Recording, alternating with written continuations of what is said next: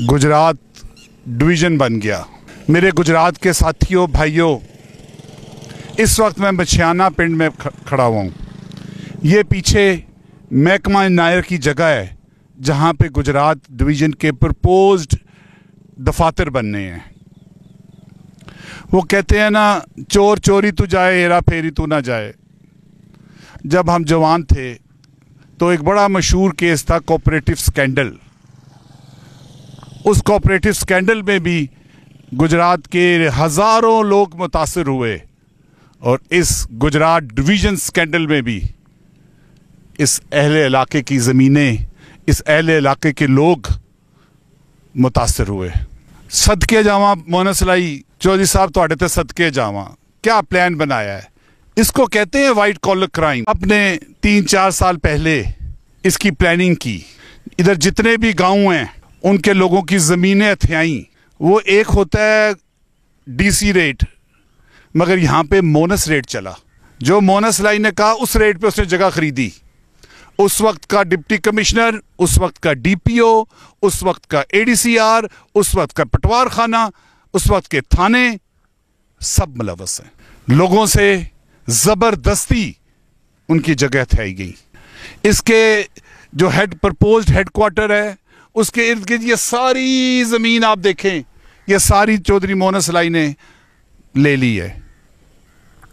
आपको पता है, जहाँ पे सरकारी दफातर बनते हैं लोगों का रुझान उस तरफ होता है, लोग उस तरफ उस इलाके को सेफ समझते हैं। यहाँ पे कॉलोनियाँ बननी है, यहाँ पे हाउसिंग स्कीम्स बननी है और बल्ले बल्ले चौधरी मोनस लाई ने दिहाड़ लानी है। पंजाबी च मैं गल करांगा, दिहाड़ लानी है। यहाँ के लोगों को मैं मिला, चौधरी मोनस लाई साहब, ये लोग आपको बहुत दुआएं देते हैं।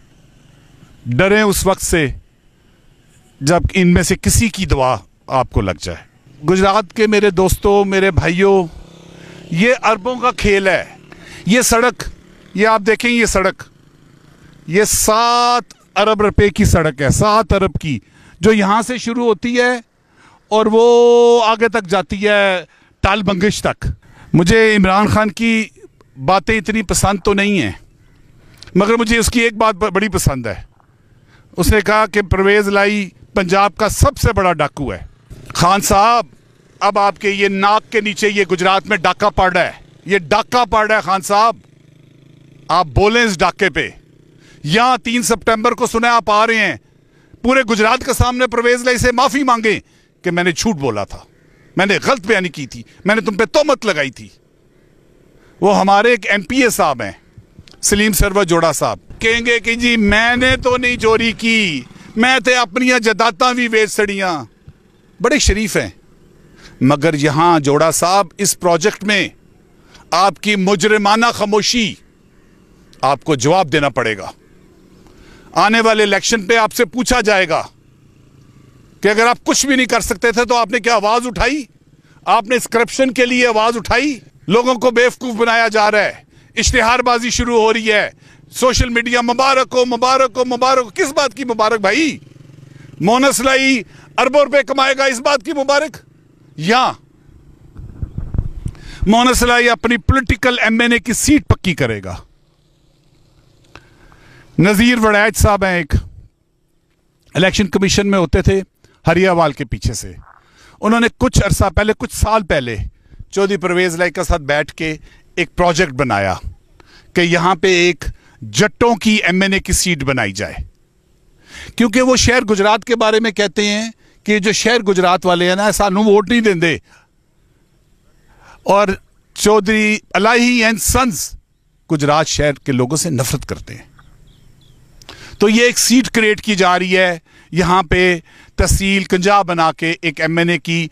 एक चीज याद रखिएगा, ये दौलत की हवस कितनी है, कब तक है? आपने और मैंने, हम सब ने एक दिन कब्र में जाना है। हमने सिर्फ लट्ठे की चादर में जाना है। ये सारी जदातें यहीं रह जानी है। उस सोने रब ने पूछना है कि आपने दुनिया में क्या किया। ये जो जितने लोग हैं, ये जितने लोगों की जमीनों पे आपने कब्जा किया है, इनकी आएं सोना रब सुन रहा है। गुजरात वालों, आपको जागना होगा, आपको अच्छाई और बुराई में तमीज करनी होगी, आपको अपने हक के लिए उठना होगा। जिंदगी और मौत ये मेरे सोने रब ने के पास है। हम लोग क्यों डरते हैं? और ये अलाई एंड सन्स बंदे नहीं खाते। मैं हर मोड़ पे इनकी बदमाशी, इनकी करप्शन, इनके कब्जों के खिलाफ जंग करूंगा। मैं निकलूंगा, मैं आवाज बुलंद करूंगा। उठो गुजरात वालों, इससे पहले कि देर हो जाए।